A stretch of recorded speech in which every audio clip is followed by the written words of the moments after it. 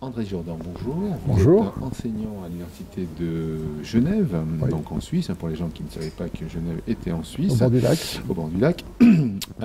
Votre propos de ce matin était Faut-il faut-il apprendre toujours apprendre avec toujours le apprendre numérique? avec le numérique? Il y a beaucoup de jeunes qui disent que c'est plus à peine d'apprendre aujourd'hui, le numérique, il suffit de cliquer, on a tout de suite le savoir.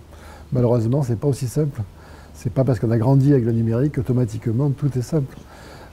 Par exemple, moi j'ai grandi avec l'aviation, c'est pas pour ça que je sais conduire un avion. Donc il y a tout un apprentissage à faire sur le numérique, et c'est là-dessus que j'ai insisté ce matin. D'accord. Dans la démarche d'apprentissage, on va décortiquer un petit peu les choses. Ça veut dire quoi, apprendre? Mais justement, apprendre, c'est pas simplement mémoriser. Apprendre, c'est gérer des informations et les intégrer par rapport à un système de pensée. Or, très souvent, le système de pensée, il bloque. Il empêche les nouvelles informations d'arriver. Et apprendre, c'est pas seulement recevoir l'information, c'est pas seulement construire, comme on le dit à la mode. Apprendre aujourd'hui, c'est souvent déconstruire, pour en même temps construire autre chose. Alors, effectivement, on va prendre des exemples peut-être pour que les auditeurs comprennent. En mathématiques, par exemple, l'apprentissage est quand même forcément, ça a l'air évident qu'il faut comprendre les choses, non? Ah oui, mais pour comprendre, il faut d'abord s'appuyer sur les conceptions de l'élève. Parce qu'il a toujours des conceptions. Par exemple, il se demande, par exemple, quand on lui demande les sommets d'un triangle, hein, pour lui, il n'y a que celui du haut qui continue. Parce que pour le mot sommet veut dire pour lui uniquement le haut. Alors il faut démontrer cette idée-là si on veut ensuite lui faire faire de la géométrie, par exemple. Et c'est pareil pour les cartes, par exemple. En France, on a cette image de la France au milieu du monde avec les Russes d'un côté et les Américains de l'autre.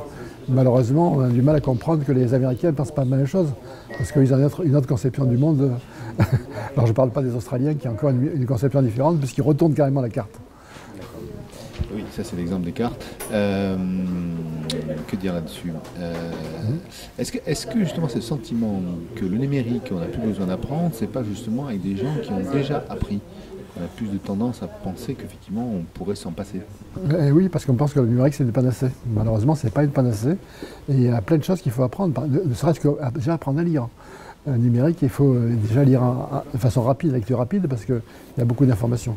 Il faut savoir lire un hypertexte, par exemple, parce qu'il faut savoir gérer des liens. Et très souvent, les enfants sont perdus là-dedans, dans les liens. Mais aussi, il faut savoir gérer des images. Alors, depuis longtemps, on travaille sur les images, mais ce n'est pas encore partagé globalement dans l'éducation française. Essayer de comprendre une image, qu'est-ce qu'on met en avant.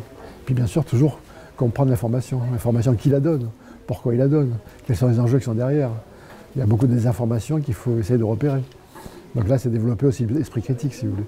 Donc autour du numérique, il y a plein de formations à faire sur des tas de domaines, comme par exemple savoir prendre des notes aussi, ou savoir mémoriser. Vous voyez, tout ça, c'est des apprentissages qu'il faut faire en corrélation avec le numérique. On est plutôt dans l'apprentissage des méthodes plus que du contenu, ou est-ce que effectivement le sentiment avant c'est qu'on apprenait par cœur, on apprend les tables de multiplication, les poésies, donc on a un apprentissage qui est quand même basé sur la répétition et la mémorisation. Est-ce qu'on peut ne plus avoir de mémoire? On parle de dogme augmenté, enfin voilà, est-ce qu'on est dans ce discours-là avec le numérique aussi? À la fois, il faut avoir de la mémoire, parce qu'on ne peut pas tout chercher au dernier moment. Plus on a de mémoire, plus c'est facile à rechercher. Mais en même temps, le gros problème aujourd'hui, c'est la démarche. C'est savoir repérer l'information, savoir la trouver, savoir trouver les bons mots-clés, savoir trouver le bon site. Vous voyez, tous ces choses-là, c'est pas évident tout ça. Il faut tenter de les mettre en place au niveau des élèves, en classe. Est-ce qu'au niveau industriel, vous n'avez pas le sentiment que ce qu'on appelle les GAFA auraient tendance à vouloir penser que il ne faut pas aller chercher ni aller derrière la porte? Il suffit de se connecter à Facebook et puis il faudra tout ce qu'il faut. On reste au premier degré. Voilà, premier degré. Pareil pour les montres, pas besoin de se rappeler de ce qu'il faut faire, parce que de toute façon c'est à portée de la main. D'un clic, un bouton ou une application, et on a déjà tout ça au bon endroit. Est-ce que c'est pas dangereux? Est-ce que justement il ne faut pas lutter contre ça? Ben, tout à fait. C'est pour ça que moi je mets l'accent sur ce que j'appelle la métacognition. C'est du jargon si vous voulez, mais c'est réfléchir sur c'est quoi le savoir important pour aujourd'hui. Et qu'est-ce qu'on en fait de ce savoir-là, vous voyez? Mais c'est aussi qu'est-ce que c'est qu'une démarche? Qu'est-ce que c'est une démarche scientifique par rapport à une démarche littéraire ou une démarche juridique, vous voyez? Toute cette réflexion-là, qui est souvent absente de notre culture aujourd'hui, qui serait importante à faire passer. Alors, quelle réponse faut-il donner à un enseignant qui se retrouve en face d'un élève qui dit mais madame ou monsieur, ce que vous dites là c'est sur Wikipédia, je l'ai trouvé sur Google, pourquoi j'ai besoin de l'apprendre? Qu'est-ce que vous leur dites? Généralement ils disent madame vous êtes trompée, Wikipédia ne dit pas la même chose. Alors justement là c'est apprendre aux élèves à argumenter, à comparer, à être critique, comparer l'information, vous voyez. C'est tous des savoirs tout à fait importants pour aujourd'hui.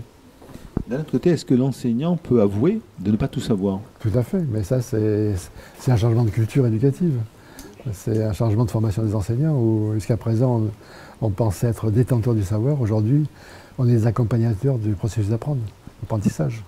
Quand vous faites ce constat-là, est-ce que vous pensez que l'institution, ou les institutions, parce qu'il n'y a pas que le cas de la France, je pense qu'en Suisse aussi, ils doivent réfléchir, ou ils ont peut-être réfléchi à cette problématique, est-ce qu'il faut un peu changer la posture de l'enseignant, lui réapprendre à enseigner? C'est quand même difficile face au numérique. Ouais, ça, c'est tout le problème de la formation des maîtres qui est peu développé en France. Quand on parle formation des maîtres, on parle éventuellement budget, on parle éventuellement structure, on ne parle pas du tout des contenus. Alors aujourd'hui, un maître doit changer complètement de sa posture. Avant, c'était un transmetteur, ça pourrait être un accompagnateur et pas seulement. Pour moi, un maître, c'est un metteur en savoir. C'est lui qui a créé les conditions pour donner du désir à apprendre. C'est lui qui a créé les conditions pour éventuellement amener les différents éléments, différents arguments qui va permettre à l'enfant de construire une nouvelle conception, si vous voulez. Ça change tout. Et aujourd'hui, dans les concours d'enseignants, on sélectionne sur le savoir. On sélectionne de façon académique, donc on ne sélectionne pas pour le métier qu'on va faire. On ne prépare pas nos enseignants au métier qu'ils vont faire. Donc là, c'est tout un changement de culture. Et il faut attendre les prochains gouvernements, mais je crois que le prochain, il ne sera pas forcément mieux. On va conclure là-dessus.